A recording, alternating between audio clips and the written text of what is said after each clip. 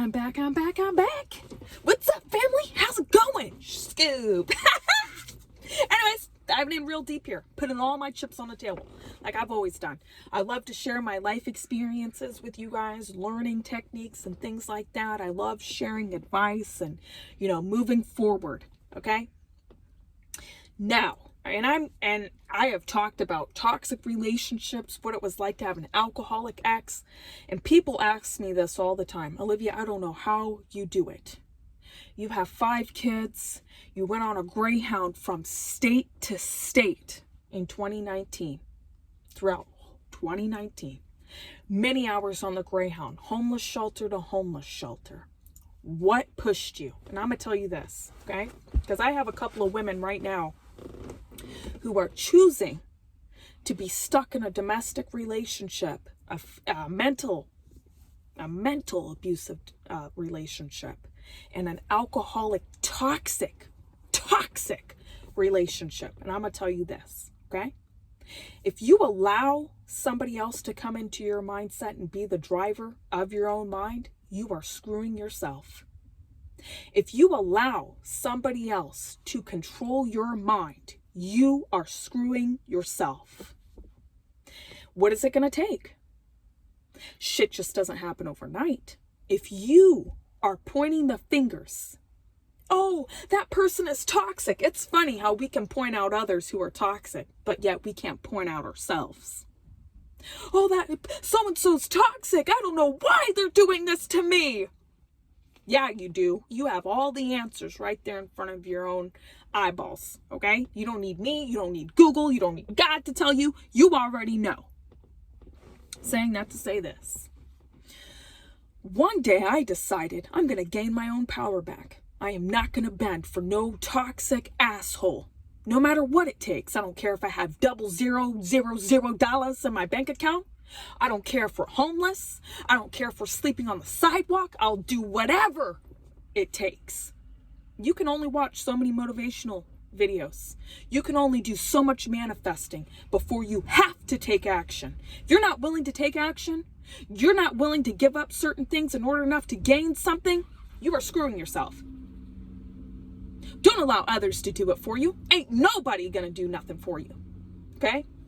God will put opportunities in your way to see if you are going to do what it takes in order enough to succeed. There is a such thing as opportunities don't just come overnight, they come throughout time. For an example, I remember the very first time we got on a Greyhound, 2019. I had all 5 of my kids. It was 85 hours to get to my destination, but it turned into 95.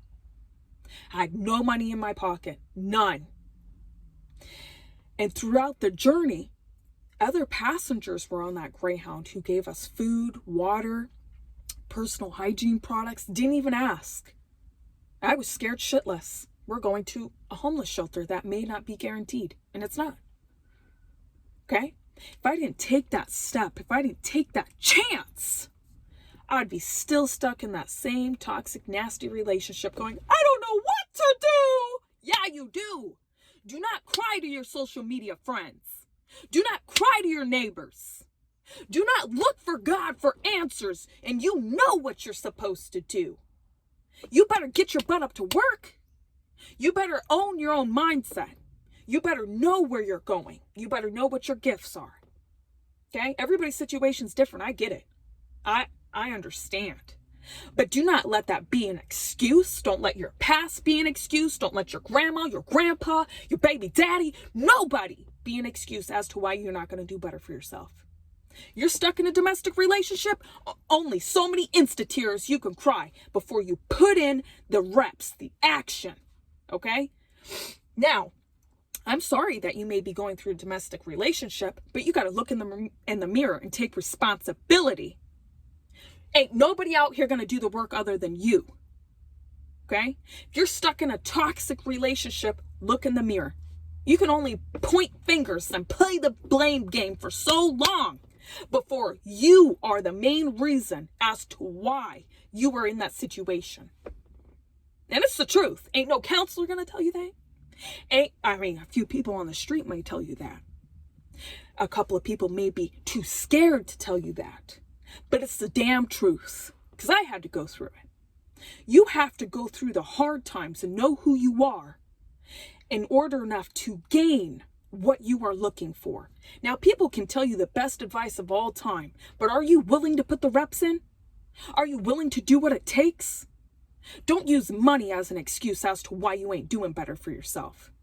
If you are in a relationship with an alcoholic, gambler, whatever that person's problem is, you are not God. You cannot change them. Let that be known. If you're looking for answers from your abusers, you already know the answers. You don't need a fake apology. If you are enabling these people's problems, which you are, you're an enabler. I was to my alcoholic ex, okay? I would give him money. I would buy him beer so he wasn't blowing up, exploding. I was walking home fast so he would time me so he wouldn't blow up. I was, oh, yes, I'll be good.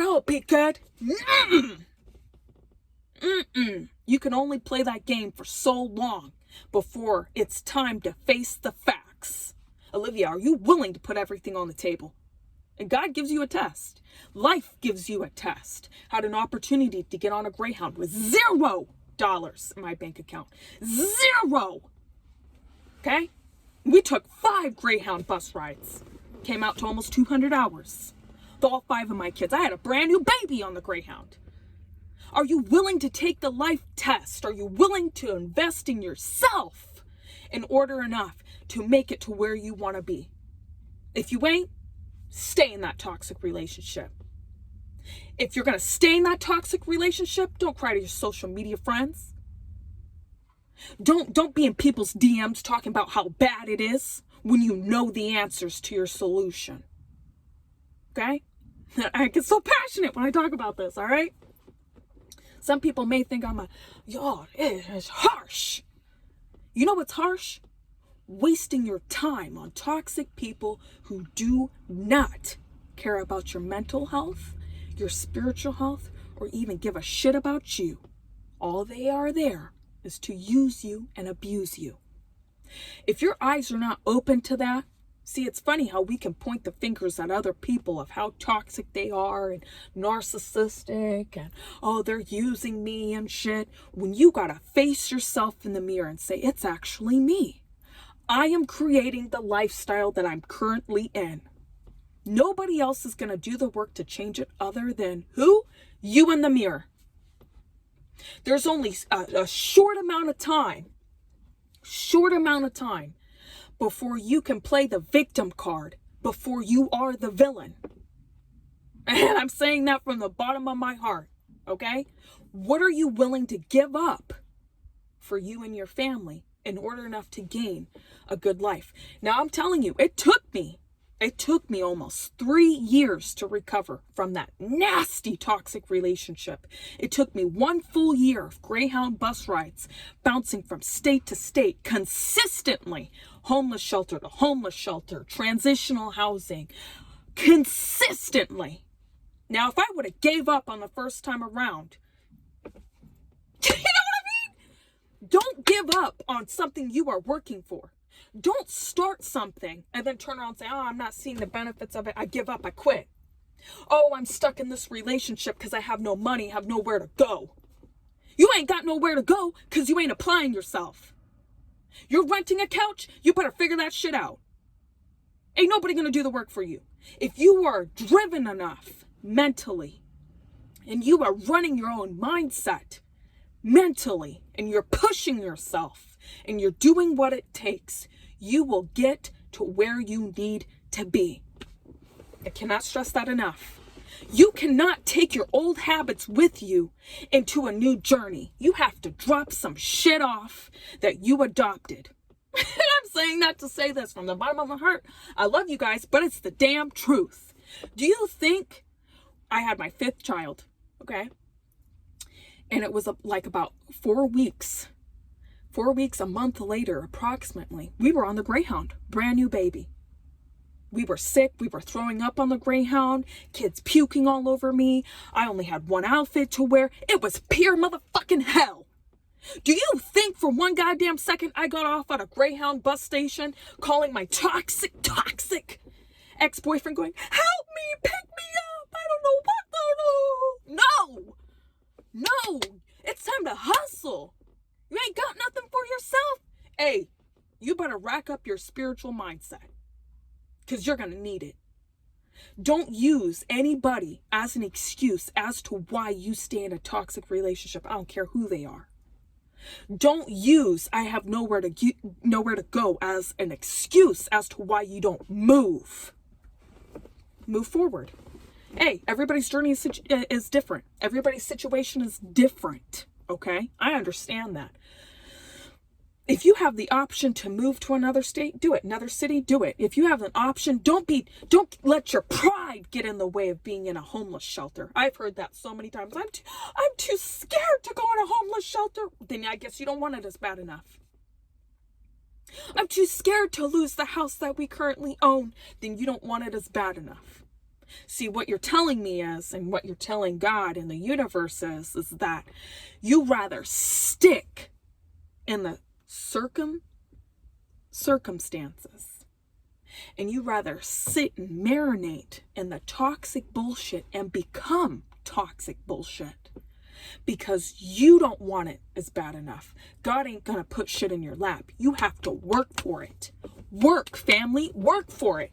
Don't sit back on the sidelines and look at social media and wonder how other people are doing so good. It costs somebody to be where they are today. I remember walking miles to work because I didn't have a vehicle. In the snow, below zero when I was pregnant with my fourth child. Okay? Miles back and forth to work. Ain't nobody else was going to do the work other than me. Slipping on ice, hoping and praying I wasn't going to fall and bust my ass or have an injury or my pregnancy was going to be limited or God knows what could have happened. But I put the work in order enough to provide for my family. You didn't see me crying on social media and shit. I was asking questions and applying those answers to my daily life. If you are stuck in a situation and you are crying about toxic people and then we turn around, okay, because a lot of people I've noticed like to do this, and you're posting on social media of how great your life is, that's a lie. Do not cover up with lies, because at the end of the day, you know what it's really about. Okay? Don't tell me, oh, I don't want to move my kids from school to school. You don't want it as bad enough. Don't use anything or anybody as an excuse. There's opportunities out there. You have to find them. If you are taking action in your daily life, opportunities will come. It's up to you to do the work. It's up to you to educate yourself. It's up to you to provide for your family if you have a family. Don't sit back and wait for opportunities to fall in your lap, because it ain't going to happen. I'm telling you guys that right now, off of my own experience, okay? Moving forward, if you are broke and you're in a situation like I was in a few years ago, and you are stuck in a domestic relationship or a toxic relationship, you need to make plans to move yourself out of that situation. Don't be looking for instant gratification, because it ain't going to happen. Don't use your kids as an excuse or a job as an excuse as to why you cannot better your own situation. And I cannot stress this enough. Do not allow other people to run your mindset. If you can't look at yourself and notice the toxic behaviors you have within yourself, remember, because you need to fix yourself first. You cannot point at other people and hold them responsible until you do the mental work and heal yourself. You have to remove yourself from that environment. If you don't know a way, find a way. If you can't find a way, I'm telling you, there's ways. Okay? Moving on. So, long story short, I've had this lady Oh, year and a half. Oh, I'm stuck in this relationship. He's an alcoholic. I don't know what to do and blah, blah, blah. But the very next day, they're having a great time on social media. But then coming back, telling people, oh, I don't want to move into a homeless shelter. I don't want it this. I don't want it that. Don't let your pride get in the way of that. I lived in a homeless shelter that had cockroaches. I lived in a homeless shelter that had rats. Use me as an example. I did it. You have no excuses. Oh, I have 3 kids. I don't know how I'm gonna provide for 3 kids. I might as well just stay in this relationship. Then you are the problem. Don't let the number of kids stop you from taking the opportunities. Yeah, you're gonna lose money. Yeah, you're gonna be broke for a goddamn short amount of time. We all go through hard times. Don't let fear stop you. I can't begin to stress this enough, people. Listen, okay? When I was on the Greyhound, looking out the window, and those seats were hard as hell. My ass, I'm surprised my ass took a nice beating to that shit. I should have no ass right now, but I'm surprised I do. In my mindset, I said, I know we're going to make it. We're going to be homeless. We're going to take a pay cut, but we're going to make it. No matter what it takes, I don't care, whatever it takes, we're going to make it. I had other passengers saying, you're going to make it. Don't worry. Don't be sad. I've been there. I've done that. I know what it feels like. You're going to make it. You're going to make it, Olivia. You're going to make it. From state to state. From homeless shelter to homeless shelter. When I left my domestic relationship, and I said, it's time. I am drained. Mentally, spiritually beaten down. My parents had just drained me to the point to where my ex-toxic relationship